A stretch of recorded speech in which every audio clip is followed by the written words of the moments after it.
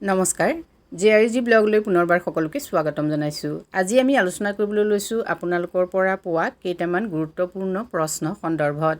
যিহেতু প্ৰশ্নকেইটাৰ গুৰুত্ব অনুভৱ কৰিয়ে মই আজিৰ ভিডিঅ'টো প্ৰস্তুত কৰিছোঁ।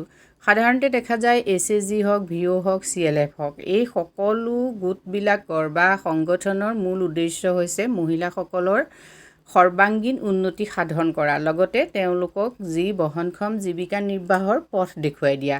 এতিয়া ASRLM এটাই যেতিয়া VOৰ পৰা লোন লয় বা CLFৰ পৰা লোন লয়, তেতিয়া ASRLMটোৱে CLF বা VOক কিবা পইচা দিব লাগে নেকি?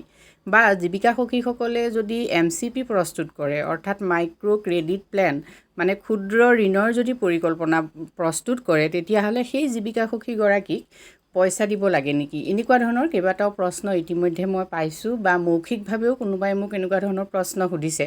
যিকেইটা প্ৰশ্ন আচলতে চিন্তনীয় নহয়, ভৱিষ্যতৰ বাবে ASRLM হওক, CLF হওক বা VOৰ লগত জড়িত যিসকল মহিলা আছে তেখেতসকলৰ বাবে বদনামৰ কাৰণো হ'ব পাৰে। সেইটো কাৰণে আজি এই ভিডিঅ'টো মই প্ৰস্তুত কৰিছোঁ। এতিয়া প্ৰথম প্ৰশ্নটো আপোনালোকে চাওক। আমাৰ VOৰ পৰা লোন ল'লে 500 বা 1000 টকা দিব লাগে কিয়?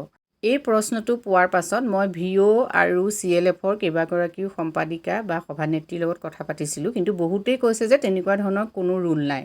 যদি ৰুল নাই তেনেহ'লে VO এটাই ASRLMক লোন দিবৰ সময়ত 500 বা 1000 টকাৰ বিচৰাৰ উদ্দেশ্য কি?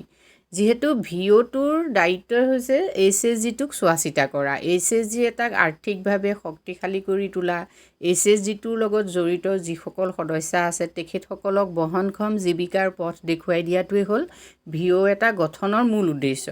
গতিকে এই মূল উদ্দেশ্যৰ পৰা আঁতৰি গৈ VO এটাই যেতিয়া লোন দিব ASRLMটোক, তেতিয়াহ'লে ASRLMটোৰ পৰা বিনিময়ত পইচা কিয় বিচাৰিছে?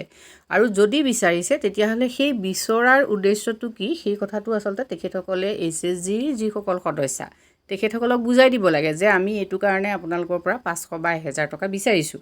আৰু যদি তেনেকুৱা ধৰণৰ কোনো উদ্দেশ্য নাই, পইচাখিনি যদি তেখেতসকলে বেলেগ উদ্দেশ্যত বিচাৰিছে, তেতিয়াহ'লে তেখেতসকলৰ হক নাই 500 বা 1000 টকা ASRLMটোক লোন দিবৰ সময়ত বিচাৰিব।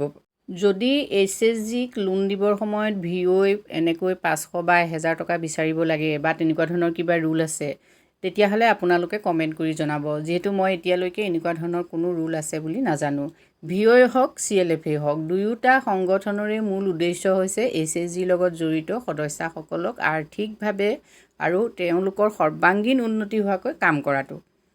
যিহেতু VO বা CLFৰ সভানেত্ৰী সম্পাদিকাই এনেদৰে পইচা ASRLMৰ পৰা বিচাৰিব নোৱাৰে, যিহেতু এইটো কোনো ধৰণৰ ৰুল নাই। গতিকে যদি কোনোবা ASRLMৰ পৰা এনেকৈ VO বা CLFে পইচা বিচাৰিছে, তেতিয়াহ'লে তেখেতসকলে সেই পইচাটো দিওঁতে তেখেতসকলৰ মিটিঙত কাৰ্যবিৱৰণী বহীত লিখি থ'ব যে 1000 টকা বা 500 টকা আমি VO বা CLFক দিছোঁ তেওঁলোকৰ পৰা লোন বিচৰাৰ বাবে। সেইটো তেখেতসকলে কাৰ্যবিৱৰণীত লিখি থ'ব আৰু ভৱিষ্যতে তেখেতসকলে সেই বিষয়ত কনফাৰ্ম হ'বৰ কাৰণে BPMৰ লগতো তেখেতসকলে আলোচনা কৰিব পাৰে বা ASRLMৰ বিভিন্ন বিষয়ববীয়াৰ লগত তেখেতসকলে এই কথাটো আলোচনা কৰিব পাৰে।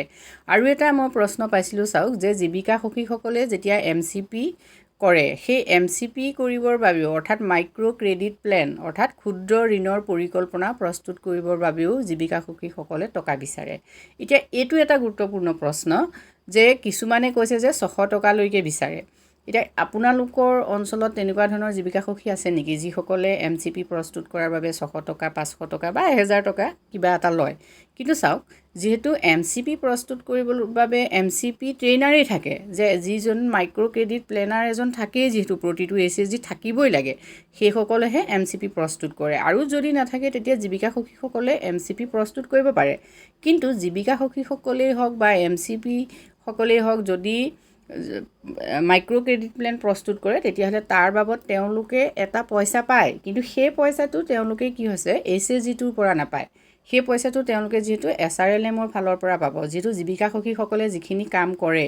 এতিয়া জীৱিকা সখীসকলে ASRLM এটা যেতিয়া ভিজিট দিবলৈ যায়, তেতিয়াও তেওঁলোকৰ বাবে এটা মিনিমাম পইচা থাকে। সেই পইচাটো তেওঁলোকে কি কৰিব লাগিব, যেতিয়া মাহৰ শেষত তেওঁলোকে সেই গোটেই ডকুমেণ্টছখিনি যিহেতু দিবগৈ লাগিব লিখিতভাৱে। গতিকে তেওঁলোকে MCP যদি প্ৰস্তুত কৰিছে তেতিয়াহ'লে তাৰ বাবদ তেওঁলোকে যিটো পইচা পাব লাগে সেইটো ASRLMৰ ফালৰ পৰা তেওঁলোকৰ যিটো ৰেমুনাৰেশ্যন তাত সোমাব। তাত SHG সদস্যাসকলে যিহেতু দিব নালাগে।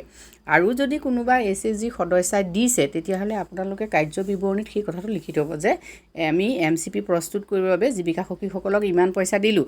যিহেতু জীৱিকা সখীসকলে ওপৰতে MCP প্ৰস্তুত কৰাৰ নামত SHGটোৰ পৰা পইচা ল'ব নোৱাৰে।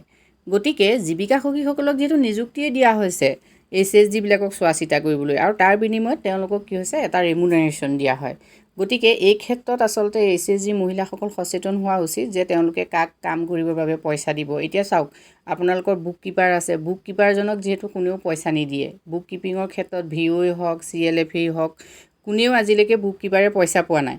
গতিকে বুক কিপাৰজনক পইচা আপোনালোকে কেনেকৈ দিব? আপোনালোকে বুক কিপাৰজনক পইচা দিয়ক, যিহেতু তেওঁ যেতিয়া বুক কিপিং কৰিব, যিহেতু কাৰ্য বিৱৰণী লিখিব, মিনিটছ বুক লিখিব, কেছ বুক লিখিব, ঋণৰ বহি লিখিব, আপোনালোকৰ পাছবুকবিলাকত লিখিব। গতিকে তেওঁক আপোনালোকে প্ৰতিখন বৈঠকত তেওঁক কিবা এটা দিয়াৰ ব্যৱস্থা কৰক, আৰু কি দিব সেইটো আপোনালোকে আপোনালোকৰ বৈঠকত সিদ্ধান্ত কৰি লিখিতভাৱে কাৰ্য বিৱৰণী থৈ দিয়ক যে আমি প্ৰতিটো বৈঠকৰ বাবে বা প্ৰতিখন বৈঠকৰ বাবে আমি যিখিনি লিখা মেলা কৰে তাৰ বাবে বুক কিপাৰজনক আমি ইমানকেইটা পইচা দিম।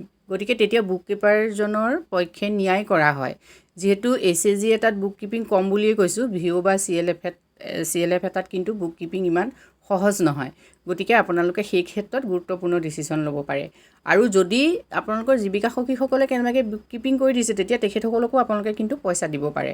এতিয়া চাওক যে এইদৰে যদি জীৱিকা সখীসকলে বা VOৰ ছেক্ৰেটাৰী প্ৰেছিডেণ্টে বা CLFৰ ছেক্ৰেটাৰী প্ৰেছিডেণ্টে মহিলাসকলৰ পৰা পইচা লয় তেতিয়াহ'লে কিন্তু তেখেতসকলে ASRLMৰ আণ্ডাৰত কাম কৰিবলৈ গৈ বদনাম লোৱাহে হ'ব।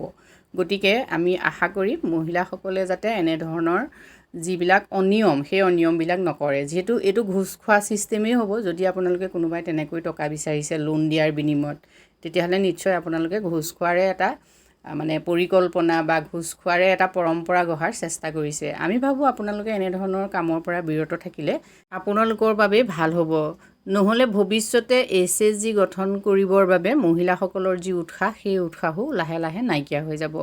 আৰু যিহেতু SHG এটা পৰম্পৰা হিচাপে গঢ়ি উঠক আমাৰ সমাজ ব্যৱস্থাত, যিহেতু SHGয়ে আমাৰ অসমৰে নহয় ভাৰতবৰ্ষৰ দৰিদ্ৰতা দূৰীকৰণত যিমান অৰিহণা যোগাইছে, ভাৰতবৰ্ষৰ এনেকুৱা একো আঁচনি নাই যিখন আঁচনিয়ে আমাৰ ASRLMৰ আঁচনিখনক ডিফিট কৰিব পাৰে। গতিকে আপোনালোকে আত্মসংস্থাপনৰ যোগেদি দৰিদ্ৰতা নিৰাময় কৰিবৰ বাবে চৰকাৰে লোৱা এই বৃহৎ পৰিসৰৰ আঁচনিখনক যাতে সৎ পথেৰে আগুৱাই লৈ যাব পাৰে তাৰ বাবে আপোনালোকো এজন এজন যোদ্ধা হওক। আজি ভিডিঅ'টোত আমি এইখিনি কথাই আলোচনা কৰিছোঁ।